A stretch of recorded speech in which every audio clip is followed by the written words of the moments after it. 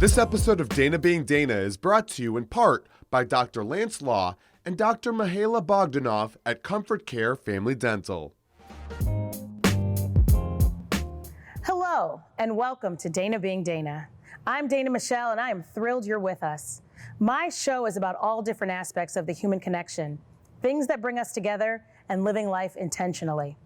Well, few things connect us more than money. After all, many believe that it is money that makes this world go round.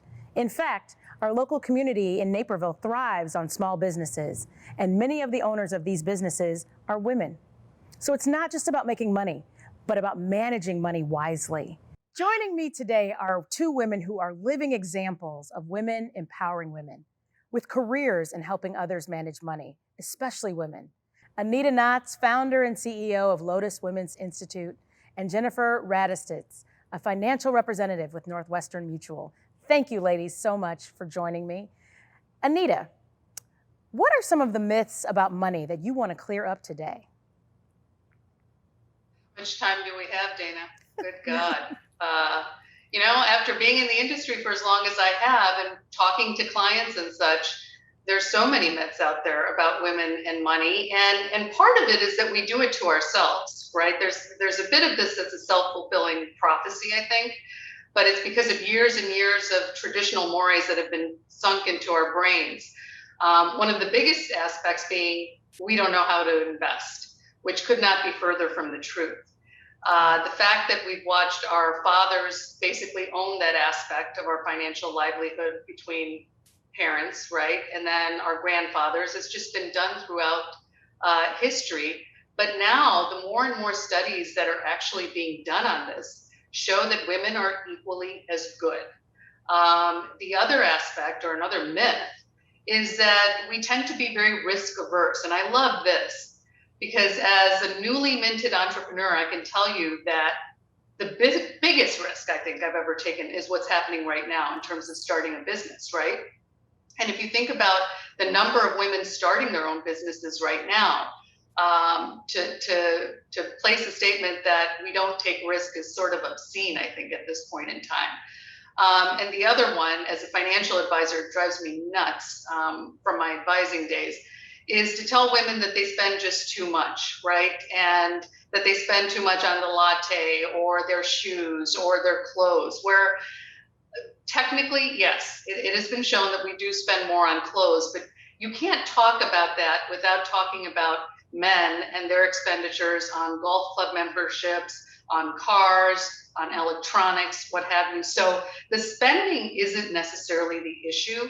So I would narrow it down to those three myths. The investing, the risk averse is a myth. I think we're more risk aware. And the fact that we spend too much. It's just, I think at the end of the day, it's all about education and financial literacy that's going to bring it all together.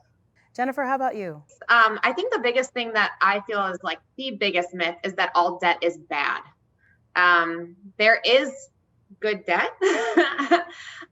So there is good debt that we can think about. That's like your mortgage, your car payment, stuff like that, where the interest rates are low on those most of the time. But where we think about bad debt is more like credit card debt, where the interest rates are extremely high.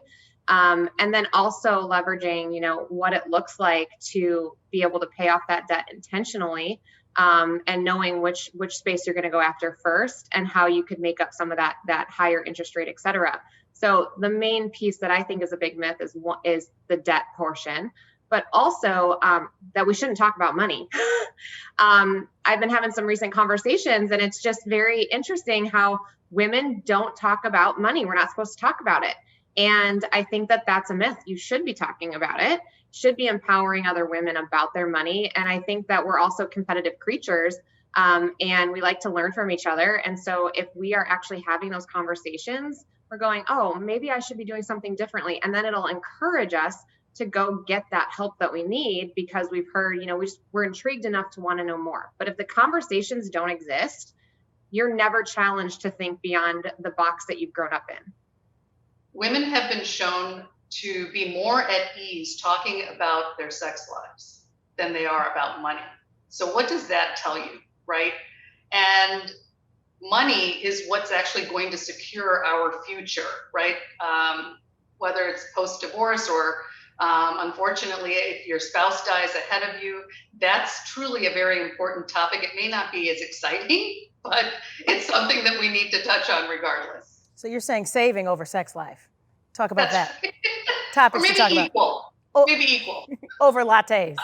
Um, Anita, tell us about Lotus Women's Institute. First of all, congratulations on what you're doing and how you are helping so many women. Tell us more. Thank you. Thank you so much, Dana. After nearly 3 decades in the industry, I've learned a lot and I've cut my teeth on a lot. But what I've noticed is that I had to do it by trial and error. And most of us do, right? That's how we evolve in our careers. What I'm hoping to do is pay it forward by attracting women into the industry, and specifically women of color, but also helping them, mentoring them, coaching them by sharing with them the experiences that I've had that I think I did well with, but also the experiences that I've not done well with. So hopefully they don't have to go through as much trial and error perhaps as I did, because I think it's critical. I don't think that the industry is going to remain a competitive place to be unless we can start bringing in more diversity into this space. And I'm certainly not saying anything new. There's a lot of talk about that right now. But really the mission for Lotus Women's Institute is to attract these women, mentor and coach them, but at the same time also connect them to the firms that I've had the good fortune of connecting with over the span of my career. So part of it is mentorship. The other aspect of it is truly the recruitment side of it. So I'm really excited about it. Jennifer, you have been in the industry for a while, not as long as, you don't have 3 decades as Anita, but how do you react to that? How do you respond to that? I think what Anita's doing is so powerful, because being a woman in this industry, a younger woman in this industry, it is a really tough space to be in. And it was created around men, what worked for men. And not that that's a bad thing. Men did a lot of great work with a lot of people. But bringing women in, we have different challenges in this space, being moms. And I think we're going to talk about that a lot today. That's probably going to come up quite a few times. But, being moms, balancing work, doing all the things that you need to do to be in this space, but also finding ways that work for you. So I love what she's doing, because women in this industry need mentorship, and they need mentorship by women. I think that's so true. And just the empowering other women, focusing on money management, particularly in a time of pandemic and uncertainty and so much change. Anita, what do you hope to accomplish with Lotus Women's Institute? Well, my favorite statement nowadays is that I want to turn the industry up on its head. All right. That is my number one. If I had to have a vision that's to be stated, that's what it is. I'm looking to work with women, not just any women, just for the sake of working with women, but women who want to be change makers in and of themselves, because we all have it in us. We just have to tap into it. And those women who are willing to really put themselves out there, try something that they haven't tried before. A lot of women don't think of exploring financial services as a career. So where are those women? That's who I want to talk to. That's who I want to connect with. And then on the other side, I am really interested in helping firms who are not simply out to just check a box, because this topic is so front and center now, which is great. But who are the firms out there that really want to be at the forefront of change, that along with me, right? Because this can't be a one-woman show. This has to be a village that's working together to truly change the industry, to truly change. It's not just about money for the sake of money, but think about the far reaches of finance, right? We touch every other space. Money makes the world go round. Some people don't want to admit it, but it is a fact. And if we can get more women in frontline roles, as I'm training these folks to do, if we can get more women then even into leadership roles, this is just a ripple effect that I'm trying to create. And I'm trying to build it with an ecosystem that is Lotus. Come on, Anita, you are making a movement, and I think it's so incredibly powerful. Yes. Women to be able to be empowered and to make decisions, financial decisions, not only to take care of themselves, but their families. I wanted to add to that, if it's okay.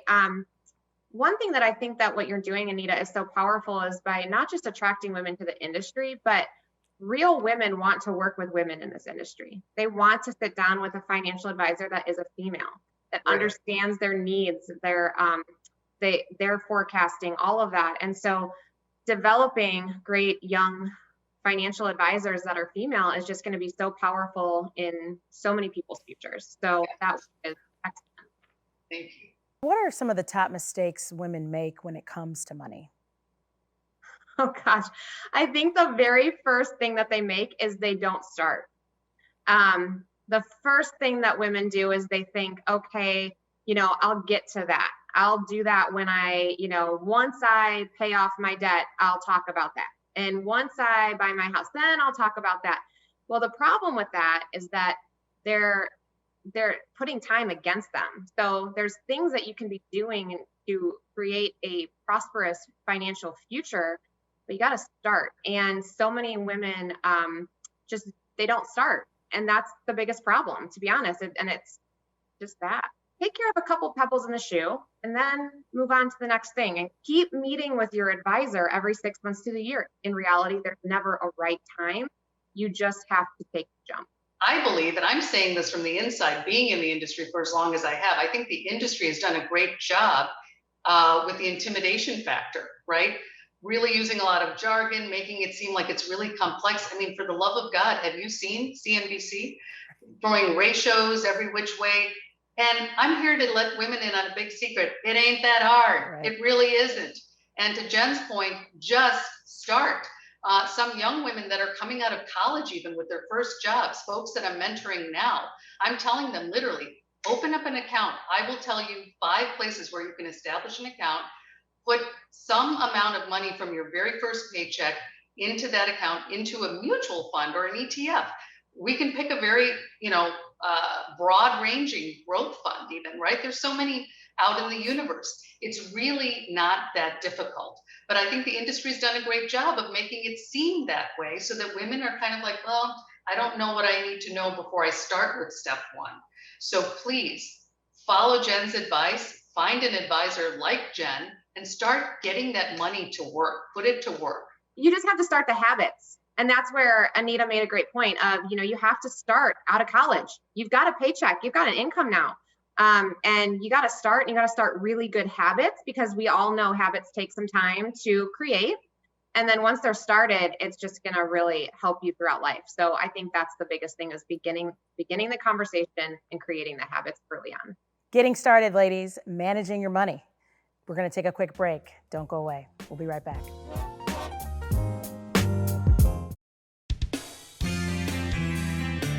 Hello, I'm Dr. Lance Law, part of the husband and wife team at Comfort Care Family Dental. I'd like to be the first to welcome you to our office. We strive to make every visit a relaxing and stress-free experience. The desires and needs of you and your family will be our primary focus in delivering the quality dental treatment you deserve. We offer a wide array of dental services. You can relax and enjoy most procedures all at our convenient state-of-the-art facility. Your dental needs will be well explained, and all questions will be answered by our educated and well-trained team. We pride ourselves in making every patient part of our dental family. We strive to be the dental provider where you will be proud to refer your friends and loved ones. Please give us the opportunity to be your new dental home.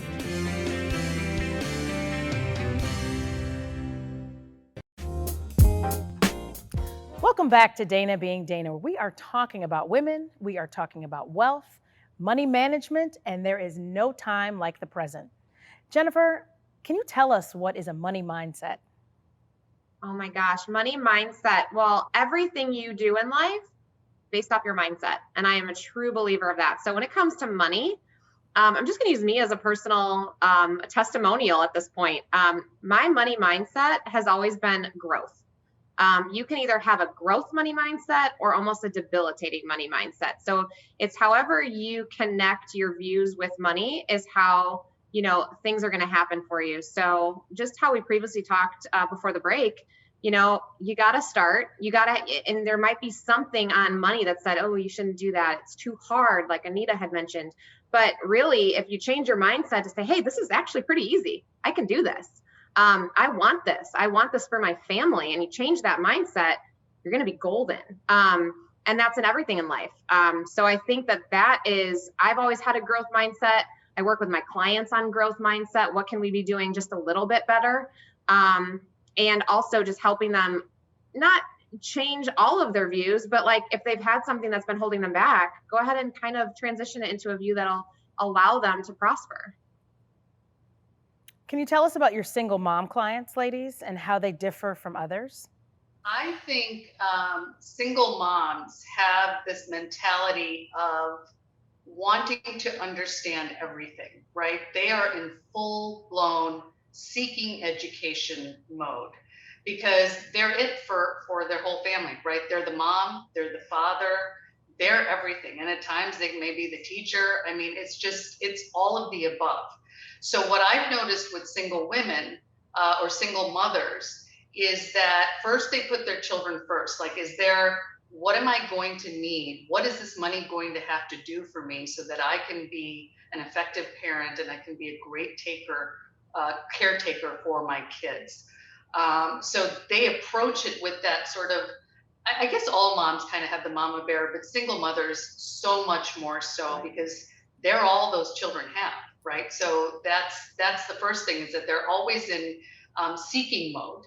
They want to learn everything. They want to know everything. If I say to them, listen, this is what you're paying me for, just give me some of the overall objectives that you're seeking and let me help.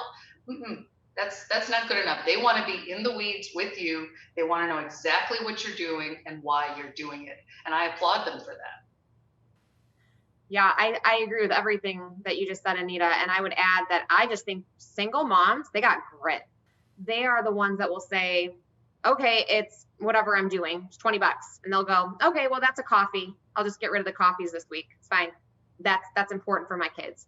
Or I need to do this. And they'll say, okay, well, that's a night out to dinner. We'll just eat in one more night a week, or whatever it is. But they, back to that money mindset, they go, okay, here's what I need. How do I get there? And then they make the adjustments to be able to do that. And I think that is just amazing. And they're willing to just go the extra mile for their families. Connecting the topic of money mindset to women, whether they're single moms or not, but just women in general, what I noticed is that women, whether they're the mom staying at home or we had a client who was female, but she was the CFO of a large corporation, regardless of which type of woman you're talking about, their mindset is always, my gosh, I'm going to die a bag lady, right? So it doesn't matter. They're always looking at, am I going to have enough to take care of my children? Or if my son comes home after a broken marriage, am I going to be able to take care of him? And let's not forget that we're also caretakers to our aging parents. Yeah. So the money mindset there is always one of potential scarcity. It's interesting, right? Even the women who do really well. And CFOs are in the money business, for God's sakes, and they still feel that way. So it's just an interesting observation I've made over the years. I think that's so true. And as a single mother myself, I cannot underscore or overemphasize how important it is to be in this money mindset. Because when you manage your money effectively, you can do so much. Acquire real estate, invest, save for college, and really provide for your family in a way that you may not have even thought possible with good money management and good advice, especially during this pandemic where times are tough and there's a lot of uncertainty. Jennifer, can you talk about how the pandemic has impacted how you've advised your clients, particularly women? So first and foremost, they are, the pandemic was a reality check for Americans around money, that curveballs get thrown and sometimes they're pretty wicked. So you need to be ready for it. And that's the whole point of financial planning, is to be ready for those curveballs so that you can make it through those rough moments. And so what the pandemic did is it highlighted that things happen that are not going to be good for your families, but it also taught my clients how to react to that and how they could get themselves out of it. So a lot of my female clients have actually started businesses. They were laid off or cut hours or whatever, or they had more time because they were working from home. And, they were getting out their Cricut and starting business, making, things for their home. And all of a sudden now it's this little business that they have started or whatever it was. So they also were able to overcome what had happened in the pandemic. So the ones that had stuff already set aside were, in a nice place when the pandemic hit because they'd already planned. The ones that didn't had a little bit of a reality check of, hey, this is actually really important. This is real life. And we need to be planning for it for our kids. And then they also said, okay, we need to plan for it, but I can be doing more. And then they found out what they could be doing more of to make money. I think that reality check is so real because I think a lot of people lost spouses and other people who brought in, sources of income. Anita, women often, you mentioned this earlier, that women often outlive their spouses. How can they be best prepared for that outcome?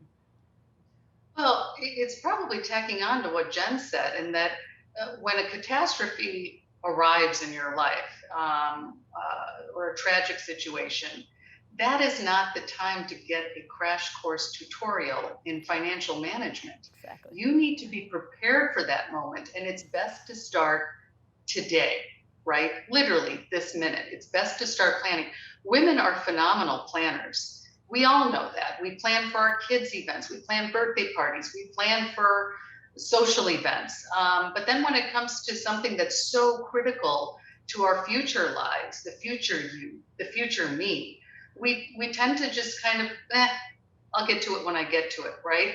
So back in 2001, we would say to our clients, a lot of clients were saying, well, how was I invested? How was my portfolio invested on September 11th of 01, right? It doesn't matter how you're invested September 11th. It matters how you were invested September 10th and prior. Yep. So it always, what are you doing up until that point? Because no matter who you are, you're going to run into some situation that catches you off guard. It could be on a global scale, as we've seen in the past 15 months.